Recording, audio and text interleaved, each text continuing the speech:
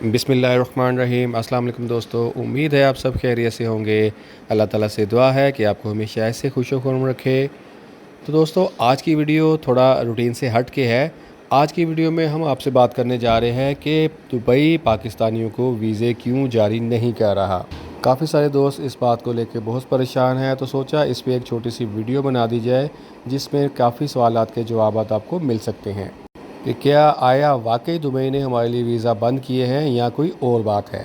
तो बढ़ते हैं आगे टॉपिक की जानब। तो सबसे पहले हम ये बात कर लेते हैं कि हम पाकिस्तानी आखिर पाकिस्तान से बाहर जाना ही क्यों चाहते हैं। तो इसका सिंपल सा सवाल यही है कि पाकिस्तान में जो माशी हालात चल रहे हैं, जॉब अपॉर्चुनिटीज़ भी कम हैं और रोज़गार के मौके भी कम हैं।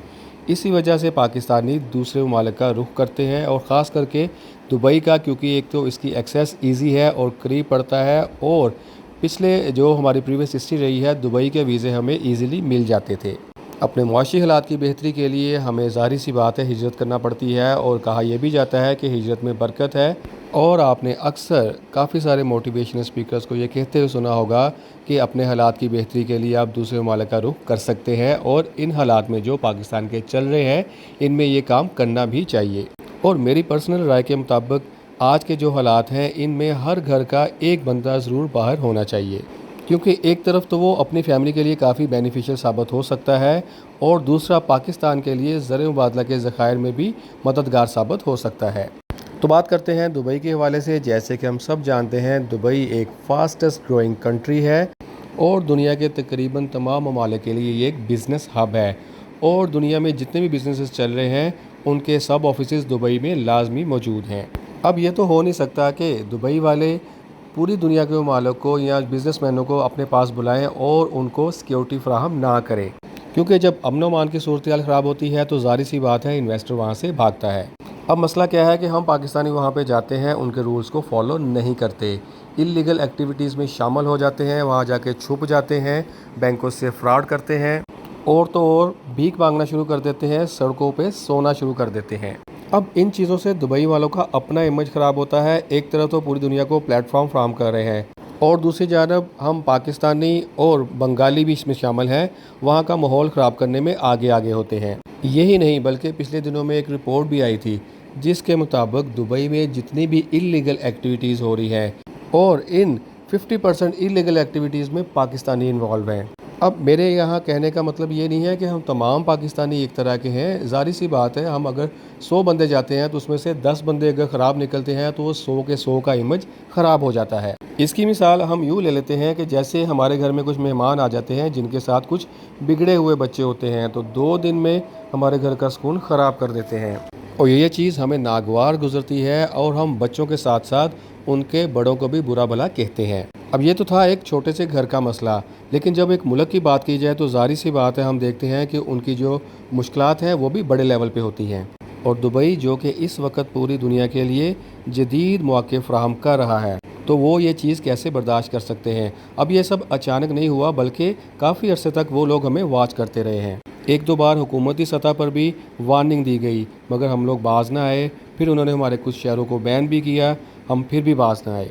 और अब भी उन्होंने ये कहीं भी मेंशन नहीं किया कि हम पाकिस्तानियों को वीज़ा नहीं इशू करेंगे, मगर अंदर खाते अगर देखा जाए तो पाकिस्तानियों के लिए वीज़ा रेशो बहुत ही कम है। इवन कि हमारे लिए वहाँ पर विज़िट पर जाना भी बहुत मुश्किल है। हालांकि सबसे ज़्यादा जो आसान विज़िट का वीज़ा था वो दुबई का था, और इन तमाम चीज़ों का फ़ायदा हमारे जो यहाँ पर नॉन प्रोफेशनल एजेंट्स हैं वो उठा रहे हैं, और वो विज़िट वीज़ा के नाम पर हमसे तकरीबन 1.5 से 2 लाख रुपये तक चार्ज कर रहे हैं।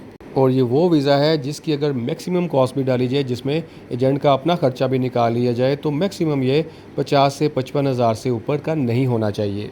और फिर जो एजेंट हजरात हैं वो एक नई टर्म निकाल लेते हैं, जैसे डन बेस वीज़ा, जिसका पूरी दुनिया में कहीं भी कोई जिक्र नहीं है और ना ही इस तरह का कोई वीज़ा होता है। वर्क वीज़ा की अगर बात की जाए तो लेबर कैटेगरी में पाकिस्तानियों के वीज़े बिल्कुल भी नहीं लग रहे। मैं फिर इसको दोहरा रहा हूँ कि ये कहीं भी मेंशन नहीं है कि पाकिस्तानियों को वीज़े नहीं देंगे, लेकिन पाकिस्तानियों के लेबर के वीज़े बिल्कुल भी नहीं लग रहे। और जिन लोगों के पास कोई डिग्री है उनके वीज़े तो निकल रहे हैं, मगर उसमें भी डिले है। वीज़ा रेशो का अंदाज़ा इस बात से लगाया जा सकता है कि अगर कोई कंपनी वीज़ा निकालती है तो इंडियंस के लिए इसका कोटा 35 से 40% है, जबकि हम पाकिस्तानियों के लिए सिर्फ 20%। तो अब हमें करना क्या चाहिए? सबसे पहले अपने आप को ठीक करना है और जिन कामों की वजह से हम पर बैन लगा है उनसे बाज रहना है। थोड़ा सब्र करें और इंतज़ार करें हालात की बेहतरी का, क्योंकि एक तरफ तो दुबई में 31 अक्टूबर 2024 तक एमनेस्टी स्कीम चल रही है, जिसकी वजह से उनके सिस्टम पे काफ़ी बोझ है और जो वीज़े डिले हो रहे हैं उसकी भी वजह यही बताई जा रही है।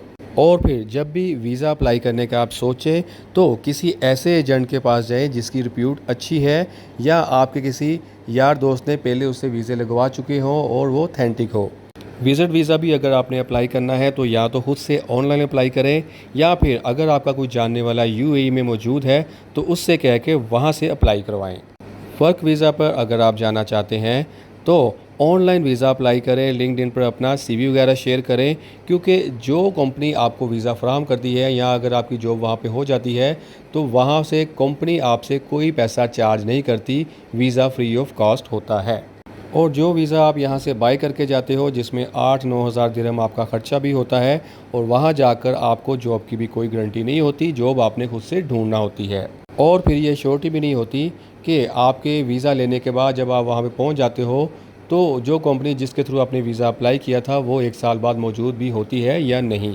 और फिर जो कंपनी जिसके थ्रू आप गए होते हैं वो अपनी रिन्यूअल नहीं करवाती तो आपके लिए भी मुश्किलात पैदा होती हैं। और यही वो मुश्किलात हैं जिसकी वजह से आज यूएई गवर्नमेंट को एमनेस्टी स्कीम देनी पड़ रही है, और वो तमाम लोगों के लिए जो इलीगल हो चुके हैं, ओवरस्टे हो चुके हैं, जिनकी कंपनियां बंद हो चुकी हैं, उनकी रिन्यूअल के लिए उन्होंने एमनेस्टी स्कीम दी है। अब यहाँ पे हमें यूएई गवर्नमेंट को भी दाद देना पड़ेगी कि इतना कुछ हो जाने के बाद भी वो वहाँ पर मौजूद लोगों को जो कि इलीगल हो चुके हैं लीगल होने के चांसेस दे रही है। लिहाजा हम ये कह सकते हैं कि दुबई गवर्नमेंट की जानब से कोई ऑफिशियली ये नहीं बताया कि पाकिस्तानी को वीज़े नहीं लगने, बल्कि पाकिस्तानी के वीज़े के हसूल में थोड़ी मुश्किलात आ रही हैं। कोशिश करें और लीगल वेज इस्तेमाल करें और वहाँ पर जाके इलीगल एक्टिविटीज़ से दूर रहें, क्योंकि बाहर का कानून उसी वक्त हरकत में आता है जब आप किसी इलीगल एक्टिविटी में मुलव्वस होते हैं। तो ये थी दुबई वीज़ा के हवाले से कुछ अपडेट्स, और हमने छोटी सी कोशिश की है कि जिनमें लोगों के मैक्सिमम सवालात के जवाब मिल सके। बाकी अपने राय का इज़हार कमेंट सेक्शन में ज़रूर दीजिएगा। वीडियो अगर अच्छी लगी है तो दोस्तों के साथ शेयर कीजिएगा, वीडियो को लाइक कीजिएगा और चैनल को सब्सक्राइब कीजिएगा। जज़ाकल्लाह, अल्लाह हाफिज़।